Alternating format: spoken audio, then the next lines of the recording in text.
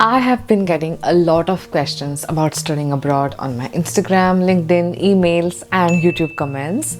So I decided to make a video on it. So in this video, I'm going to answer all of the questions, frequently asked questions about studying abroad. And I actually want to tell you that I can help you in your journey of studying abroad. And if you're thinking of coming abroad to study next year, especially in the UK or Ireland, then this is the perfect time for you to start applying. Literally from selecting the right universities, sending your applications, writing your SOP, that is statement of purpose, guidance with your LOR, that is letter of recommendations, and any other help related to loan as well. So if you want help with all of these, then please send your details to me in the Google form mentioned in the description below, and I will then forward it to Uniflick, which is a company that offers you a free counseling session, especially for the UK and Ireland aspiring students. I have to say this, that Uniflick is one of the most affordable and trusted company that actually provides these services. So after the free session, basically all you have to do is kind of deposit a refundable amount of rupees 499, and they will help you in all of these steps. And once you accept the offer from your selected university, then you will actually get that amount that you've paid, rupees 499, back to your account. So all in all, basically this is free for you.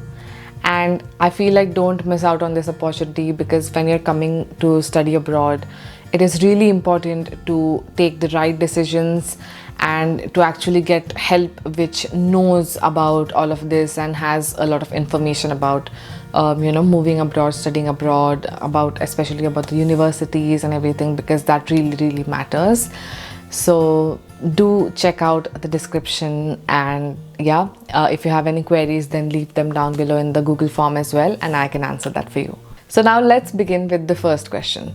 So the most asked question is, when will I get my CAS? So firstly, CAS is confirmation of studies of acceptance, and you need that unique number to apply for the visa.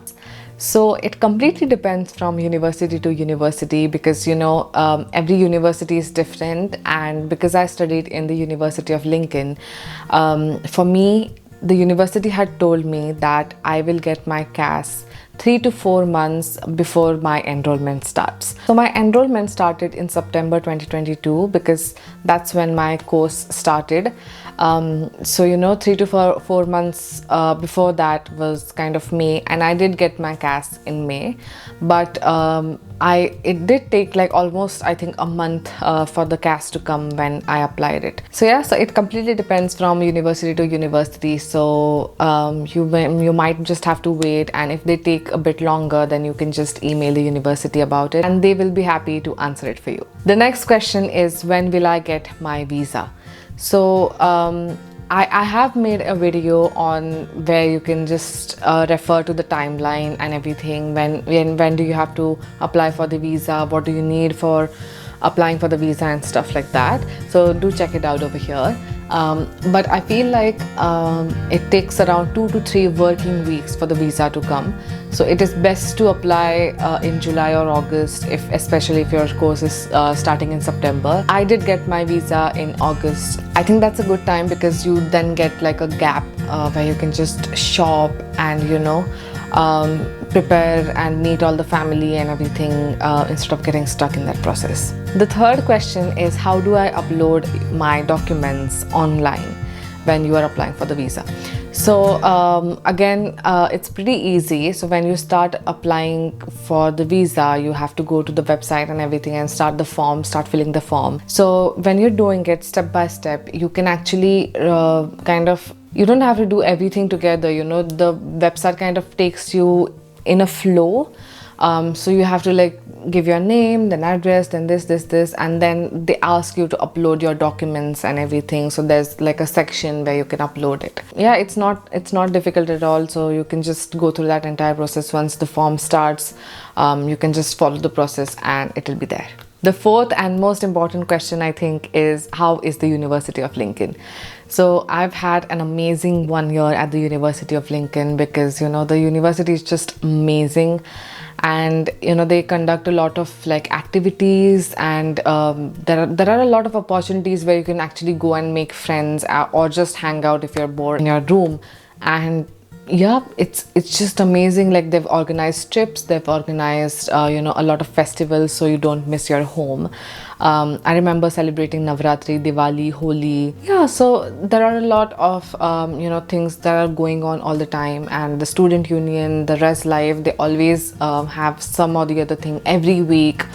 So I think the uni life is just amazing. And obviously, to speak about the course and the professors, everyone is really helpful. No one's like really rude on anything. They have a library at the university. You can go and you can rent out a laptop, you can go and get some books to read. There are a lot of things to do at the university, and I feel like I know other universities now, they do not have even a student union and all of those other things. Like, it is just different, like all the other universities. But I felt like University of Lincoln really does put a lot of effort to make you feel comfortable, to make you feel welcoming, and all of that. The next question is, when should I book my accommodation? So it is best to book your accommodation as early as possible, as soon as you receive your offer letter. I did get my offer letter in March, and I did book my accommodation in April, which was really early. But I feel like because of that, I got the advantage to choose my room at IQ Pavilions and everything. And I've made a video on that as well, of how you can book a really nice room with a view. So you can just go and check that out over here. But yeah, so as early as possible. The sixth question is about the part-time job opportunities.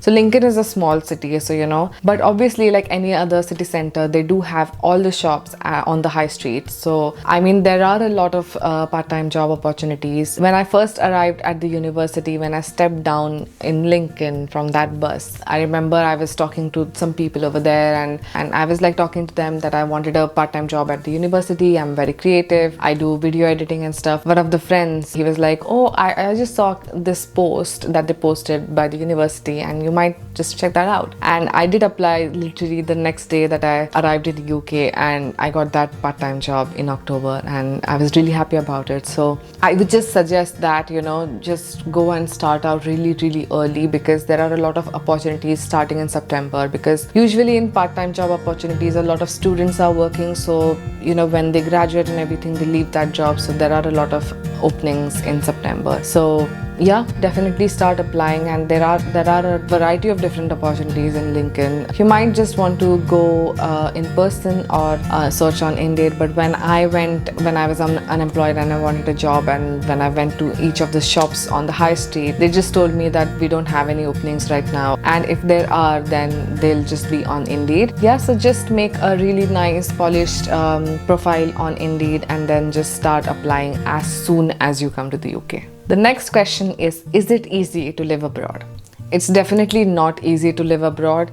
I am very attached to my family. I'm very close to my family, and I feel like it's definitely made me a new person, a different person, a much stronger person, because I had never lived outside of my house till I came over here to the UK. And you really have to mentally prepare yourself. But if you are looking to grow, then I think it's kind of worth it, because I'm very happy where I am right now. I'm in this corporate outfit because I've just came back from an event that I did for my company today, and yeah, I'm really happy where I am. I'm really happy with the way I did my masters, and I got a job over here. So if you're looking to grow, I think then it kind of like makes things easier to live abroad, And another tip I think would be just keep in touch with your family and friends all the time, because last week, Ganpati is going on right now, and last week I was really homesick, and I was just not feeling it. And there are some days like that, but then you have to like kind of carry on with your life. And yeah, it's not easy to live abroad, but if you're looking to grow, then definitely think about coming abroad. The next question is, can I manage my finances without taking money from home? Yes, you can. So like I said, if you get your part-time job as soon as you come here, you will be able to do that, because that's what I did. And for the first year, don't expect that you can like come here, you can earn from your part-time and then pay your accommodation fees or something like that. That's not possible, because a lot of accommodations have this installments thing where you have to pay your rent in certain months, and it's not possible because there's not much time for you to kind of save enough. And what if you don't get your part-time job in that amount of time and stuff like that. So don't expect to manage your finances by yourself for the first year. Do take help from home, that I would suggest. And basically that's what I did from the second year. For the first year my parents did pay my rent, and then from the second year I started to pay my rent by myself. And yeah, I've not had any problems, even though I was unemployed for 3 months. But I did manage that, and I finally got a job, so I'm now kind of like really financially stable. But yeah, it is easy to manage your life, and you don't have to take money from home if you are willing to do a part-time job. The next question is it easy to travel in the UK? Now, cities like Lincoln and everything, or Derby for example, they do have like buses and everything that connect into the city, and you don't have to like walk a lot. Lincoln is a very small city, so I never really took a bus because everything was just in the walking distance, and in Derby I do get like a bus to go to my work and stuff like that. There are like easy connections to London, because London is a major city, main city over here, and transport within London is also really convenient and easy, so you don't have to worry about that. But then some places like down south, or like beach areas or something like that, it is a bit difficult to go over there. Like for example, Stonehenge, which is near Bath, I don't think like it's a bit difficult route to go over there. It's much easier when you have a car, because it's at the countryside, it's out of nowhere literally. And yeah, so it is easy to travel in the UK, but it is definitely expensive. Travel is one of the most expensive things in the UK. The next question is it easy to get a sponsored job in the UK? Right now, the job market is not really nice in the UK. So I would not say that it is easy, not at all. I don't want to kind of like, beautify this whole situation. But I know quite a few people who have recently moved back to India because they could not find anything over here. It also depends on the field that you are in, because jobs in the medical field and everything you can get easily, because obviously the NHS and everything over here, they do need people, and they're happy to sponsor a lot of people. So there's not much problem in the medical field. But then the other fields, they are kind of like, I know like especially marketing and stuff like that, I know agencies that have stopped sponsoring international students and stuff like that. So it is not easy to get a sponsored job, but then you can give it a shot, and that's what I'm doing. So and I do have a backup plan. So I would recommend, if you are thinking of coming abroad, do have a backup plan. Don't think that I'm going to the UK, I'm going to stay in the UK, there's no coming back or something like that. Do have a plan A, plan B, plan C maybe. So yeah, that's what I would suggest. Like, do have some backup options. And the last question is it worth it to study in the UK? I would say that it is worth it, because whatever it is, even if you don't get a sponsored job, even if you don't get a job, you will have so many experiences. I mean, the time I came here, I was like chubby, I was not that mature. I was mature, I would understand things and everything, but I feel like I've definitely grown personally and professionally. I know, because I've networked a lot over here, right? And through my jobs, through my part-time jobs, I've been to a lot of events and stuff, and it really helps you, kind of the way you think. You meet a lot of different people, and they have different perspectives about things, and I feel like that definitely helps you in your journey of life. And it's a skill to kind of live abroad on your own, especially away from your family and stuff like that. And yeah, I feel like it's definitely worth it to study in the UK, because it will just give you a lot of experiences all in all. And the work culture over here is really, really good. And yeah, if you want experiences, if you want to live life, if you want to, add to your skills by doing a master's, then it is definitely worth coming to the UK. So yeah, that's all the questions, and I really hope that you found this video helpful. So yeah, do please check out Uniflick, because they are here to help you, and I'm also here to help you in solving any of your queries. So yeah, thank you so much for watching this video. Please give this video a huge like, subscribe to my channel, and I'll see you in the next one. Bye.